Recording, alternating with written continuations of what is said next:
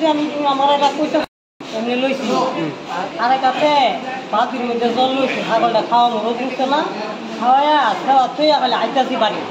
একটা সিভার রাস্তা দিয়ে হ্যাঁ গিয়ে ঘুরছে ওই আমার গৌরা চেতনা কইয়া তারা তো কাছে গাছ আছে দেখি আমার গৌরা চেতনা কইয়া ওই আমার ধরছে